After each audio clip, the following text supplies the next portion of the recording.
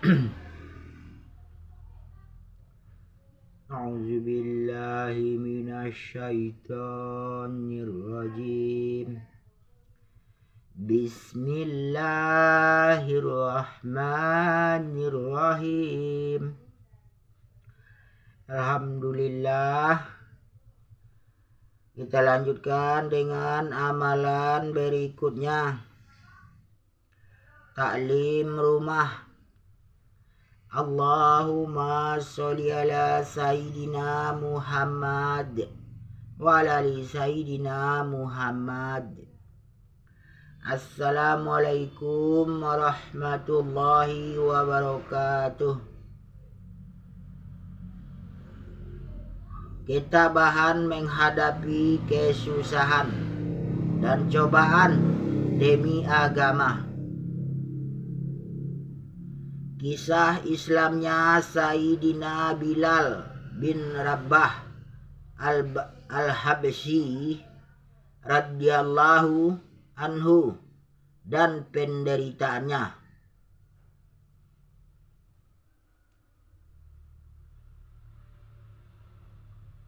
Sayyidina Bilal al-Habsyi radhiyallahu anhu adalah seorang sahabat yang masyhur.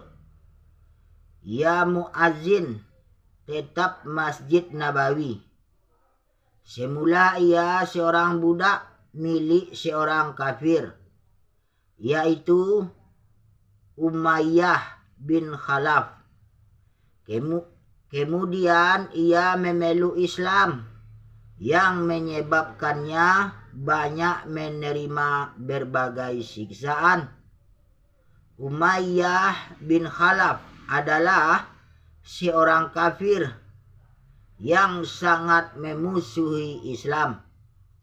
Ia membaringkan Sayyidina Bilal radhiyallahu anhu di atas padang pasir di siang hari yang sangat panas, di bawah terik matahari, sambil meletakkan batu besar di dadanya, sehingga Sayyidina Bilal radhiyallahu anhu tidak bisa bergerak. Lalu dia berkata kepadanya, "Apakah kamu siap mati seperti ini, atau tetap hidup dengan syarat kamu meninggalkan Islam?" Dalam keadaan seperti itu, Sayyidina Bilal radhiyallahu anhu hanya berkata, "Ahad, ahad." Hanya satu yang berhak disembah. Malam hari ia dirantai dan dicambuk terus-menerus sehingga badannya penuh luka. Esok harinya dengan luka itu ia dijemur kembali di padang pasir yang panas sehingga lukanya semakin parah. Tuannya berharap ia akan meninggalkan Islam atau mengelepar mati. Orang yang menyiksa Sayyidina Bilal radhiyallahu anhu sampai keletihan sehingga perlu bergantian. Kadangkala Abu Jahal, Umayyah bin Khalaf, dan terkadang orang lain. Setiap orang berusaha menyiksanya sekuat tenaga. Ketika Sayyidina Abu Bakar radhiyallahu anhu melihat penderitaan Sayyidina Bilal radhiyallahu anhu, dia membeli Sayyidina Bilal radhiyallahu anhu dan memerdekakannya. Diulangi.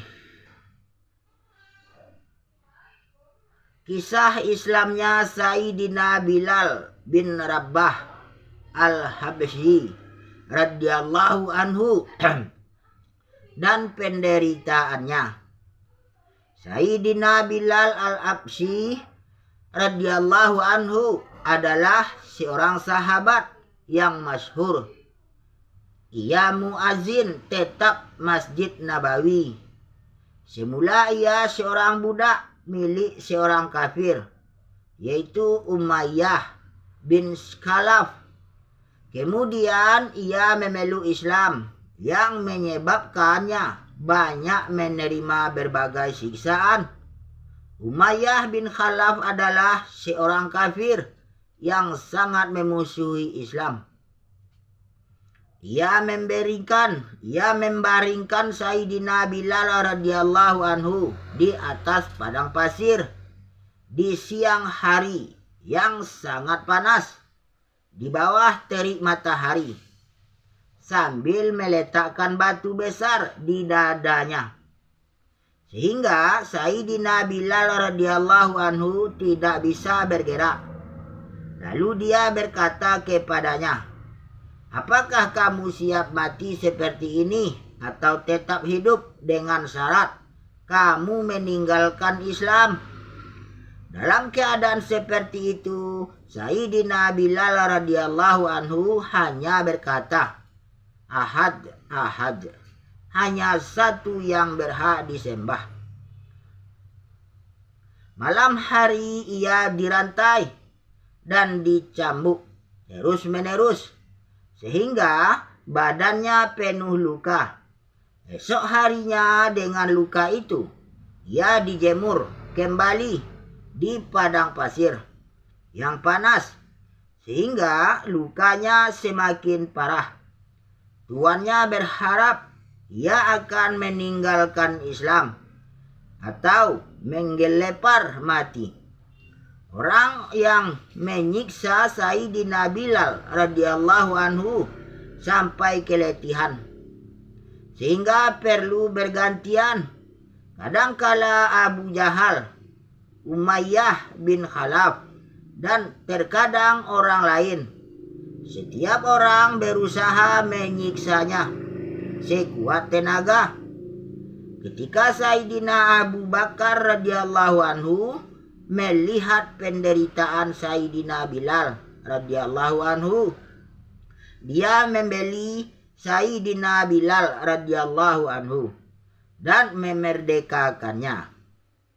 Faidah: orang-orang musyrik menjadikan berhala sebagai sesembahan, sedangkan Islam mengajarkan tauhid. Inilah yang menyebabkan dari lisan Sayyidina Bilal radhiyallahu anhu selalu terucap ahad, ahad. Hal itu karena hubungan dan cintanya yang tinggi terhadap Allah Subhanahu wa Ta'ala. Dalam cinta dunia yang palsu pun, kita melihat seseorang yang mencintai seseorang tentu akan merasa nikmat bila menyebut nama orang yang dicintainya. Kadangkala tanpa tujuan yang jelas, namanya akan disebut-sebut. Lalu bagaimana dengan cinta kepada Allah Subhanahu wa Ta'ala yang mendatangkan kesuksesan di dunia dan akhirat? Karena cintanya kepada Allah Subhanahu wa Ta'ala, inilah Sayyidina Bilal radhiyallahu anhu didera dengan segala siksaan. Ia diserahkan kepada anak-anak Makkah untuk diarak di lorong-lorong. Akan tetapi dari bibirnya selalu terucap ahad, ahad.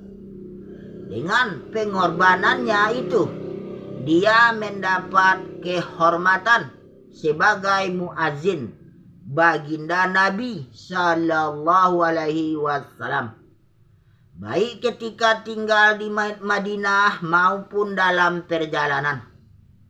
Setelah baginda Nabi sallallahu alaihi wasallam wafat, dia tinggal di Madinah untuk beberapa lama. Akan tetapi karena melihat baginda Nabi Shallallahu Alaihi Wasallam sudah tidak ada di tempat, sulit baginya untuk terus tinggal di Madinah Taibah. Oleh karena itu, ia berniat menghabiskan sisa hidupnya untuk berjihad di Syam. Dia pun berangkat berjihad dan beberapa lama tidak kembali ke Madinah. Suatu ketika ia bermimpi berjumpa dengan baginda Rasulullah Sallallahu Alaihi Wasallam. Beliau bersabda, "Wahai Bilal, masihkah kamu setia kepadaku? Mengapa kamu tidak pernah menziarahiku?" Begitu bangun, ia segera pergi ke Madinah. Setibanya di sana, Sayyidina Hasan dan Sayyidina Husain radhiyallahu anhuma memintanya untuk mengumandangkan azan.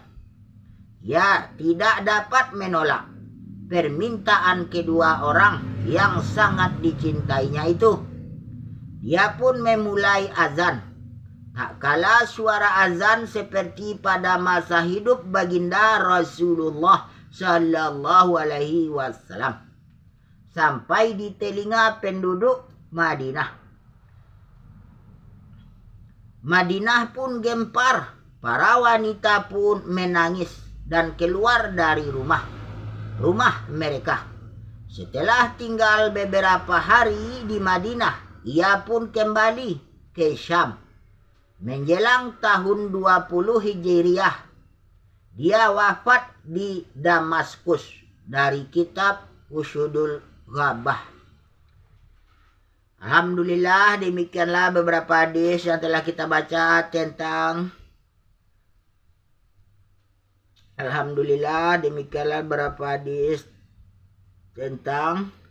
kisah Islamnya Sayyidina Bilal bin Rabah Al-Habsyi radhiyallahu anhu dan penderitaannya.